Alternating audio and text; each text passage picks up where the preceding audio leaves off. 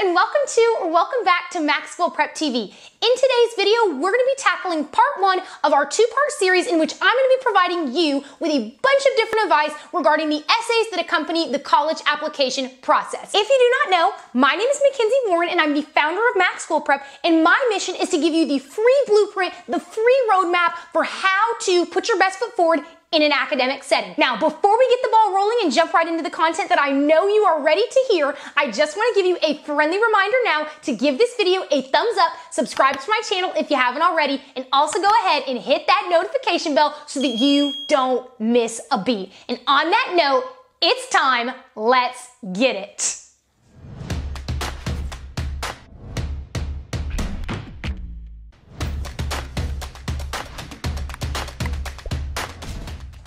Alrighty, so what I'd first like to do is nip a few things in the bud so that you know exactly what you'll be in for when it comes to the college application process.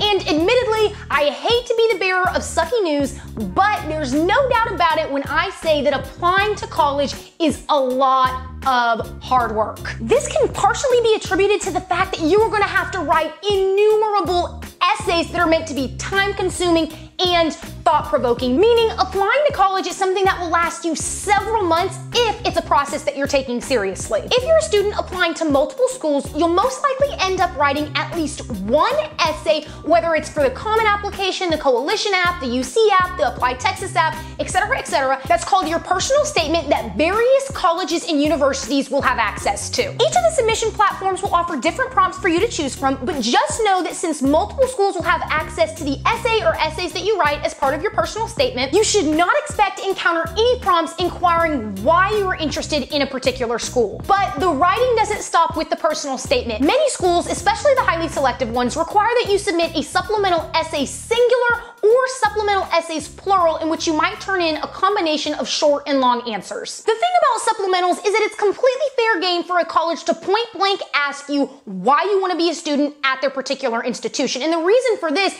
is because your answers will only be seen by the institution whose supplemental essay prompts you're responding to. Additionally, even though your personal statement will more often than not give you more room and space to express yourself than supplementals, all your essays should be treated equally. This means that you should put the same amount of time, effort, and energy into every single essay that you write, regardless of its length, whether it's 25 characters or over 650 words. Switching gears a bit, I'd now like to address your question about what the purpose of college essays even is. And at the end of the day, whether the college admissions committee is reading your personal statement or your supplemental essays, all that they're really trying to do is get to know who you are to the best of their ability beyond what your numbers say about you, considering that you cannot physically be in the room to advocate for yourself. In other words, your essays are tools that admissions committees use to figure out what makes you human and what makes you special. This means they're hoping you reveal your background, the perspectives you bring to the table, what drives you, what makes you vulnerable, and the experiences that have shaped you. For this reason, it's so important that you discover who the man in the mirror really is so that you're able to easily articulate your strengths, your weaknesses, your short-term goals, your long-term aspirations, your passions, your hobbies, your interests, all the stuff that makes you who you are. Because if we think about it logically, how can you share your true colors with someone else if you don't even know them yourself? Speaking from experience, the test I found to be extremely helpful when trying to decide whether it was time to submit my essays was they were ready for submission when I knew beyond a shadow of a doubt that my essays were compelling enough to pique their readers' interest and make their readers have an undeniable urge to meet me in person. The bottom line is that every word in each of your essays should be purposeful. Basically, considering that college admissions committees don't spend that much time with each student's application, each word that you write should serve the purpose of packing a powerful punch and making the admissions committee want you on campus because you have quelled any doubts that they might have and have given them every reason to believe that they have a really good understanding of what makes you unique without even having met you. Something else that college admissions committees are attempting to discern whenever reading your essays is whether you fit the bill for their ideal applicant. So how do you figure out the traits of the students who get admitted by your dream university? Well, the answer's pretty simple. In addition to looking up the various supplemental essay prompts of your dream university as far in advance as possible so that you have an idea of what to expect down the line, you should also research what exactly the school values in its student body. By visiting the college, going to its local application workshops, applying for its fly-in program, perusing its brochures and handouts, and also checking out its website, you can get a pretty good idea of what that institution places a premium on when creating a class of students, and then you can draft a list of buzzwords that you need to be sure to incorporate and sprinkle throughout all of your supplementals for that particular college. I can already tell you that for highly selective schools, the buzzwords you will find are ones like intellectually curious, thinker, leader, public servant, service-oriented, humanitarian, participate, contribute, resourceful, positive impact on communities and society at large, and catalyst for positive change. Now, don't get me wrong here. I am not saying by any stretch of the imagination that you should change who you are to fit whatever it is that a particular school you're applying to is looking for in the students that it admits. However, if you want to boost your odds of getting into your dream university, you have to put your best foot forward by shedding light on the qualities you possess that align with what your dream school values. Given that there simply is not enough room in your application to spill your life story from beginning to end to college admissions committees, you have to be extremely wise whenever you're crafting your essay responses. This means that it'll be in your best interest to write about topics that will help you showcase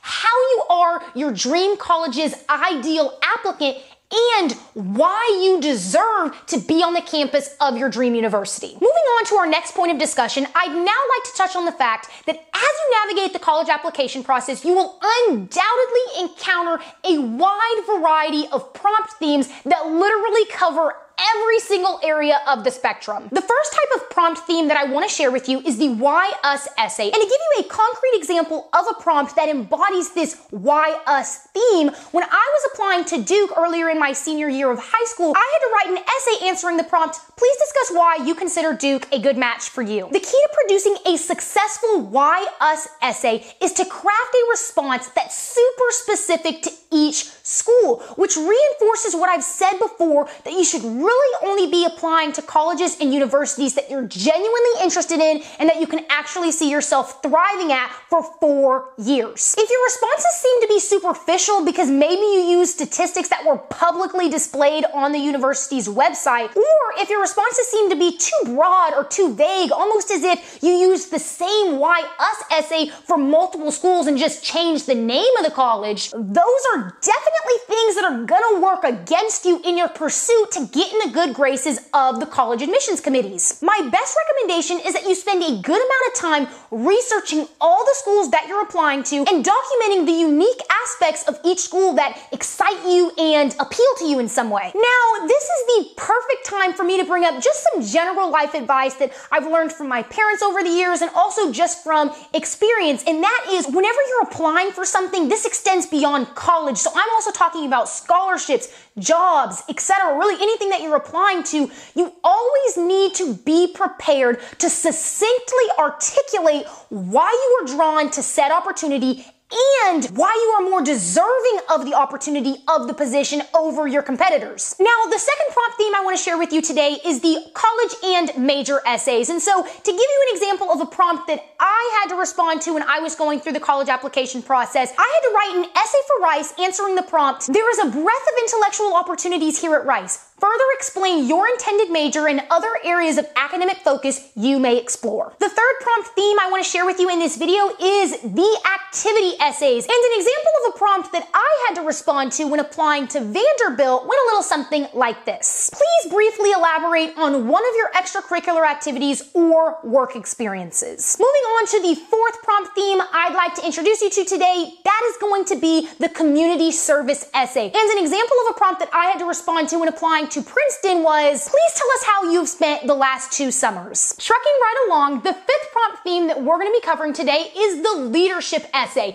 And when I was applying to UT Austin during my senior year of high school, I had to craft an essay in response to the 2-part prompt asking, how do you show leadership in your life? And how do you see yourself being a leader at UT Austin? And last but not least, what we're gonna be using to wind down this video is the 6th prompt theme that I want to talk to you about today, and that is the fun and quirky essay. And the example that I'd like to share with you, just so you have a better idea of what a fun and quirky essay might be in response to, comes from Stanford. When I was applying to Stanford, an essay that I had to write was in response to the prompt, when the choice is yours, what do you read, listen to, or watch? And with that, we have officially wrapped up part 1 of this 2-part series all about the essays that accompany the college application process. So now that we're at a good stopping point, I just want to remind you that I'm not going far. You can catch me in the next video for the rest of the information. But before you move on, I just want to give you a friendly nudge to give this video a thumbs up if you didn't do it at the beginning, subscribe to my channel if you haven't already, and also hit that notification bell so that you